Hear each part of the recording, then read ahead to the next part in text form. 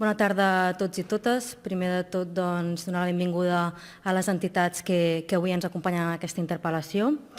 Bé, conseller, avui jo vull dur aquí la veu de totes les dones que porten molts anys de lluita i malauradament silenciades.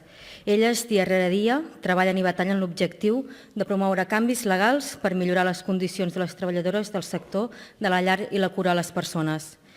Les treballadores de la llar són un col·lectiu especialment feminitzat i format en gran part per dones migrades. I aquest sector, malauradament, és caracteritzat per salaris baixos i sovint l'absència de contractes laborals. En els últims anys s'ha incrementat la feminització de la immigració.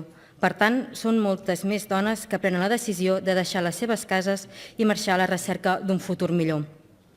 Moltes d'elles prenen aquesta decisió per fugir de molts anys de pobresa, per poder trobar una feina i ajudar les seves famílies i fins i tot per fugir i escapar de situacions de violència. Quan arriben, l'oferta de feina més propera que troben és la de tenir cura de la llar o de les persones. Elles es dediquen a tenir cura d'infants, de gent gran, de persones dependents o de persones de diversitat funcional. Es dediquen a tenir cura de les persones quan elles, a les seves llars, als seus orígens, han hagut de deixar els seus fills i els seus familiars. I això mai ningú ho recorda. Igual que tampoc es recorda que passen el dia cuidant dels altres, però ningú les cuida ella. Per això avui viuen ofegades dins la precarietat. Algunes d'elles són dones estrangeres en situació irregular i això les porta sempre a no poder tenir un contracte laboral i a desconèixer els seus drets laborals i a patir un aïllament social. Dins d'aquest sector també hem de denunciar l'economia submergida, que també ens feia referència abans el conseller en la interpel·lació passada, acompanyat de la poca contractació regulada, salaris molt baixos, horaris laborals de 24 hores, manca de protecció sanitària, d'atur i de jubilació. Hi ha dones treballadores de la llar i la cura a les persones que viuen per treballar. Són internes dins les cases i realitzen una jornada de treball de semiesclavatge. Sense oblidar que algunes d'elles han patit explotació laboral i sexual i que no ho han denunciat per manca de coneixement dels seus drets laborals, socials i fins i tot humans. D'altra banda, no és un cas excepcional que a la majoria d'elles se'ls hi posa impediments per ser empadronades al domicili on treballen i resideixen, ja que són internes. Aquesta realitat va acompanyada de moltes discriminacions, la més destacada, el no poder realitzar el reagrupament familiar amb els seus fills i filles, ni tampoc l'arrelament social.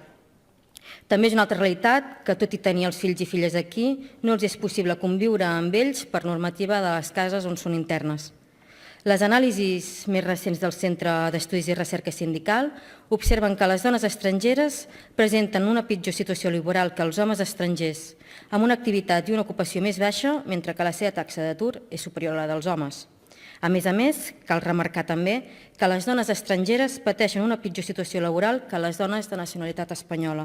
Per tant, estem davant d'una clara discriminació per ser dona i migrada. Pel que fa a les tasques de la llar i la cura a les persones, les dades marquen que per cada dona de nacionalitat espanyola que s'hi dedica, n'hi ha 8 de nacionalitat estrangera. En canvi, s'ha de tenir en compte que del total de l'ocupació femenina de dones estrangeres representa només el 12,4% del total. Per tant, és una evidència que del total de treballadores de la llar a Catalunya, més de la meitat són migrades. D'altra banda, i com ja he comentat anteriorment, també és una realitat la gran diferència entre el nombre d'afiliades a la Seguretat Social i el d'ocupades estrangeres en el treball de la llar i les cures. Els informes ens exposen que és més del 25% les treballadores de la llar que estan sense contracte, 8 vegades superior al total de l'ocupació de les dones estrangeres. Tanmateix, el que cada cop és més habitual és el nou perfil comú que apareix dins el sector. Dona, jove i migrada. És un 12% de la població jove estrangera que es dedica a les tasques de la llar i la cura a les persones i gairebé el 100% són noies. Per això cal posar de relleu que la gran majoria de les noies migrades que arriben a Catalunya solen treballar a la llar i a la cura.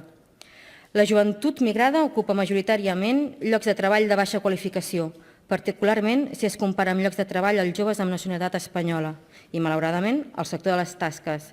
A la llar i a la cura, avui en dia, està considerat de baixa qualificació i això cal revertir-ho. També hem d'afegir i reivindicar que les filles de famílies migrades que han nascut a Catalunya tenen l'etiqueta i reprodueixen els mateixos rols que les seves mares. De ben joves accedeixen al sector i aquest fet va acompanyat d'un abandonament prematur dels estudis i de retruc al fracàs escolar. víctimes de l'estigma i l'estereotip que se'ls obre molt poques portes i que decideixen dedicar-se al sector. Però si hi hagués una regulació, moltes de les vulneracions que pateixen el col·lectiu ja no existirien i aquest avui ha de ser el nostre objectiu.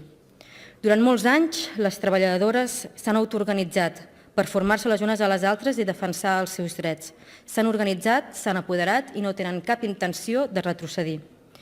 Com manifesten elles, per diverses raons van prendre la decisió de travessar fronteres i buscar possibilitats que les brinda el món, però durant el camí han hagut de desafiar moltes de les situacions. És per això que han unit els potencials de cadascuna d'elles, han unit els seus esforços, creativitats i idees per superar totes aquestes fites i entrebancs que es troben durant el camí. Però, com expliquen, molts dels entrebancs que es troben poden ser solucionats, sempre i quan es coneguin les eines, però a dia d'avui moltes d'aquestes eines encara no són conegudes. És per això que cal posar de manifest que fa uns anys es creix la taula en defensa dels drets de les treballadores de la llar, la neteja i la cura, on formaven part entitats com Libèl·lules, Mujeres Palante, Mujeres Diverses i Sindillar, juntament amb els sindicats que també ens acompanyen i el govern, amb l'objectiu de treure a la llum la seva realitat i d'anar a la una per acabar amb les discriminacions que habitualment pateix el sector i així canalitzar les demandes i millorar-lo.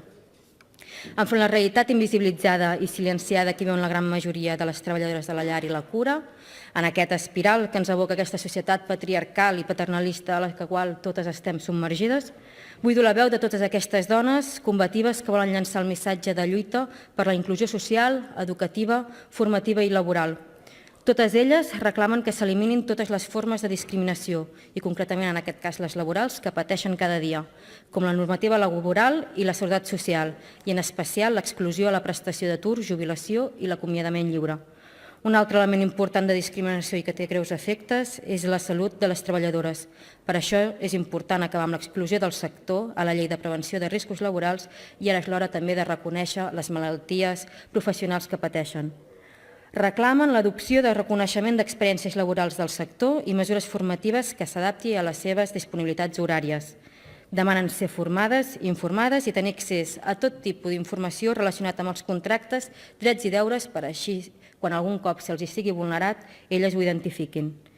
I exigir tenir un protocol d'actuació dins del sector per combatre l'assetjament sexual que algunes d'elles pateixen en el seu lloc de treball. I per concloure-ho tot, reclamen la valoració social de les tasques de la llar i la cura de les persones. Una feina històricament atribuïda a les dones vinculada a la reproducció social de baixa qualificació i que pateix una situació de discriminació social, però que ara ha arribat l'hora de dignificar-la. Altrament, demanen que s'insti el govern de l'Estat a que ratifiqui el conveni 189 de l'Organització Internacional del Treball, com ho han fet altres estats, per poder ampliar el dret de les treballadores i per poder regularitzar millor el sector. I també instar de nou el govern de l'Estat a flexibilitzar els requisits d'accés i de manteniment a la regularitat administrativa, ja que l'actual llei d'estrangeria vulnera els drets de les persones migrades i en especial és còmplice d'una discriminació per raó de gènere i les treballadores de la llar i a la cura són les persones que més se'ls afecta clarament aquesta llei d'estrangeria i aquestes vulneracions. Així doncs, conseller, sabem que aposta per la regularització del sector, combatre la precarietat laboral i dignificar-les.